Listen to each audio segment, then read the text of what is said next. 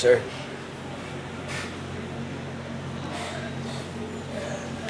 Sir, pwede po ba kayong makausap?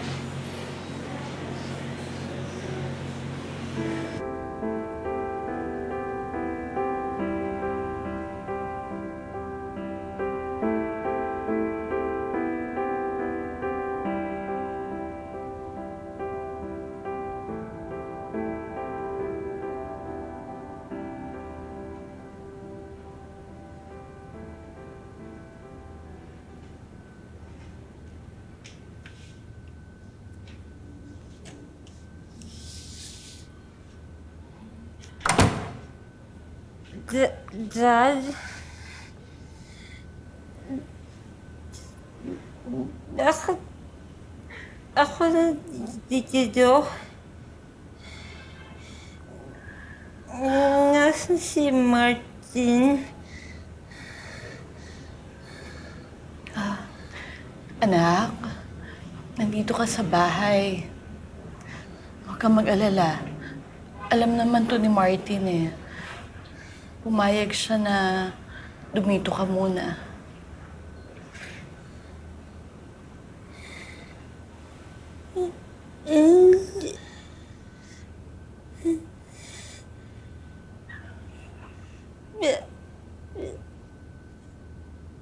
Bakit niya ginawa yun? Anak, inamin ni Martin na hindi ka na niya kayang alagaan. Kaya kami na lang naman mo mag-aalaga sa'yo.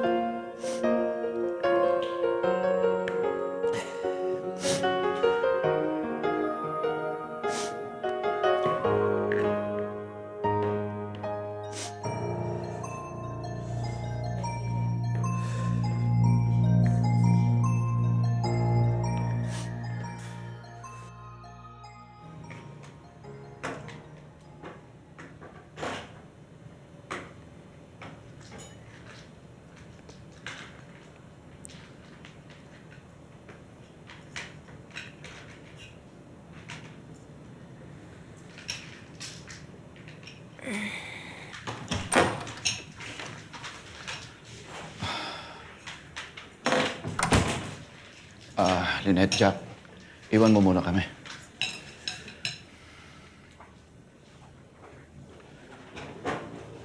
Anak, inaayos namin yung papeles mo. Dadalhin ka namin sa US para doon ka na magpagamot.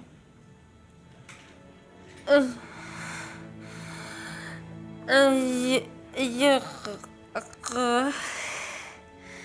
Iyak ka pumunta doon. Anak, pero kailangan mo to.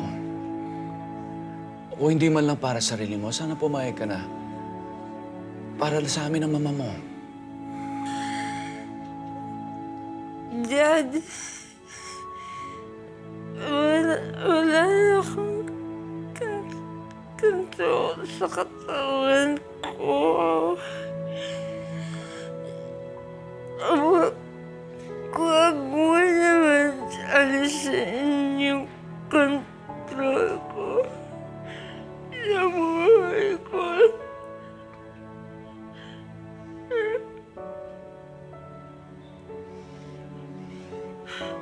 Anak, alam ko masama pa rin loob mo sa akin hanggang ngayon. Dahil sa pagtutol ko kay Martin para sa'yo. Pero sana maintindihan mo ako. Kapakanan mo lang iniisip ko, anak.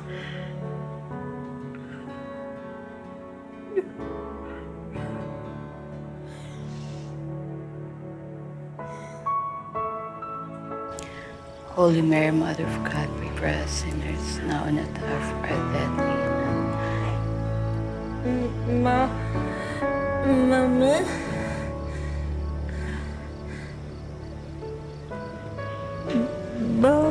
Bakit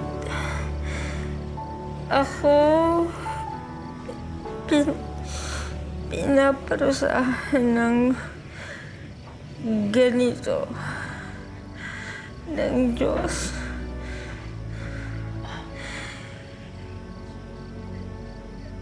Bakit niya ako bigyan ng ganito klaseng pagsubok?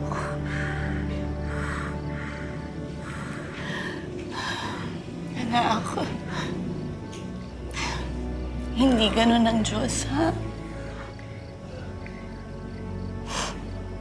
Anak, binibigyan tayo ng pagsubok, hindi para masaktan lang. Tandaan mo yan, ha? Binibigay niya sa atin to para natuto tayong kumapit sa Kanya. Maniwala. At para mapalapit tayo sa isa't isa. Anak, lagi mong tatandaan. Mahal tayo ng Diyos. At ang pagmamahal na yon, ayun ang magpapagaling sa atin sa mga sakit na naranasan natin sa nakaraan.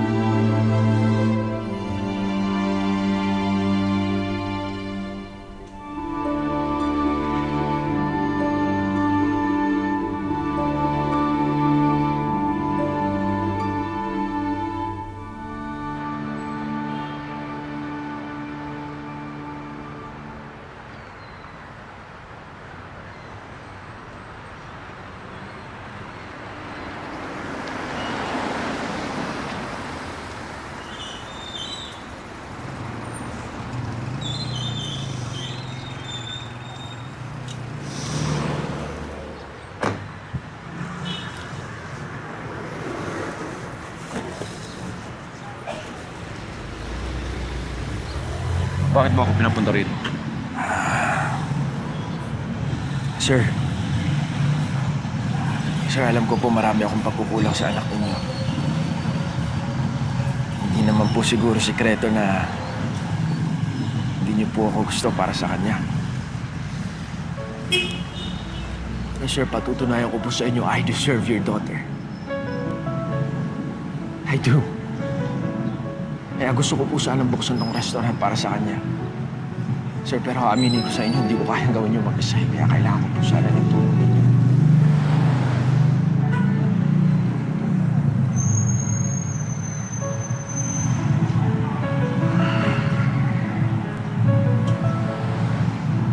Paano mo gagawin yun? Sir, pagkakataon lang po hinihingi ko sa inyo. Sir, isang pagkakataon lang po. I won't ask anything more.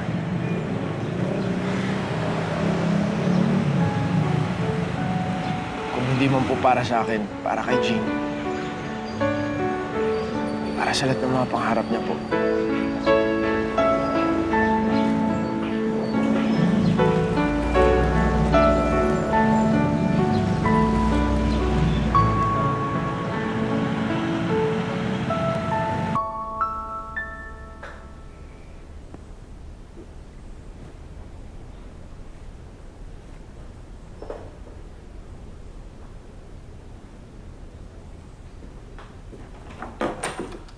Anak, let's go. We have to rush. Kailangan 3 hours before the flight, nasa airport na tayo. Dali lang po. Dad, paano po si Martin? Anak, naalala mo ba nung kasal niyo ni Martin? Nung nagsalita ako sa reception, ang sabi ko noon, wala namang mali kay Martin. Pero parang may kulang. Now I know kung ano ang kulang na yun. Let's go.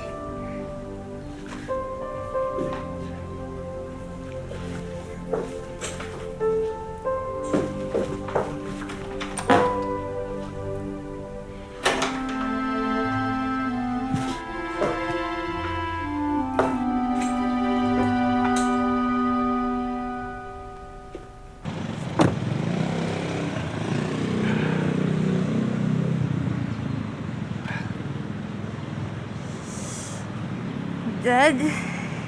Ha? Anong ginagawa natin dito? Pinutupad ko lang yung pangako ko sa isang taong malapit sa iyo.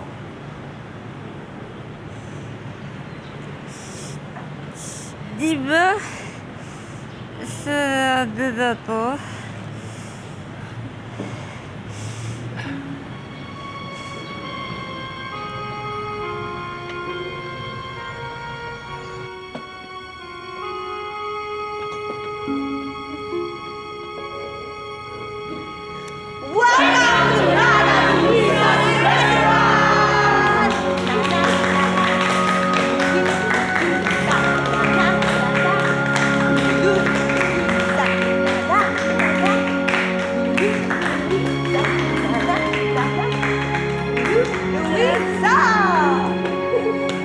Welcome back, Chef.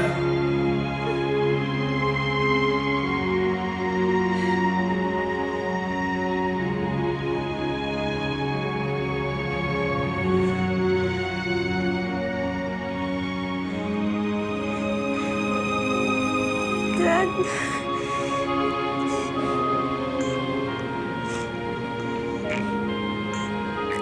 Dad?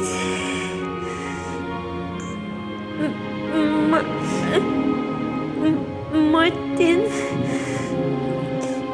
Paano?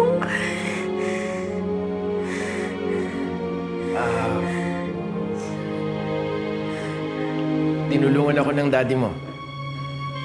Ni Dad.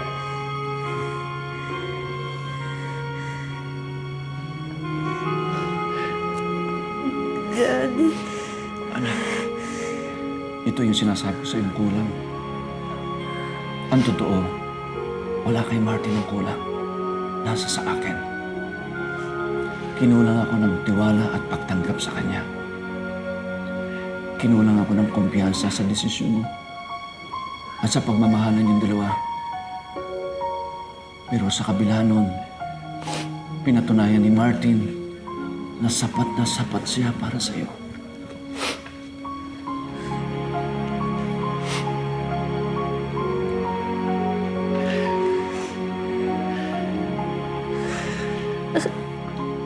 Ari, hindi ka na makatayo. Maaari nauubos na lahat ng lakas mo. Pero hindi ako papayag na pati yung lakas natin mangarap din maubos, Han. No.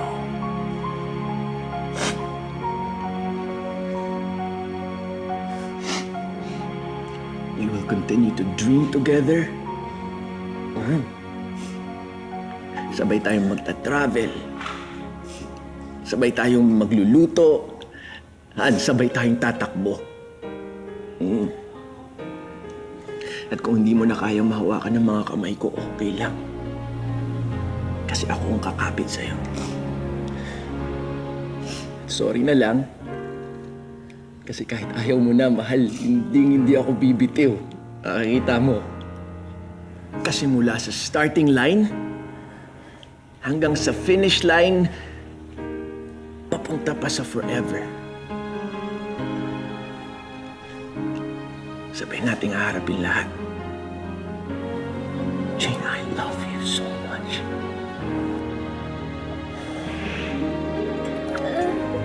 I love you.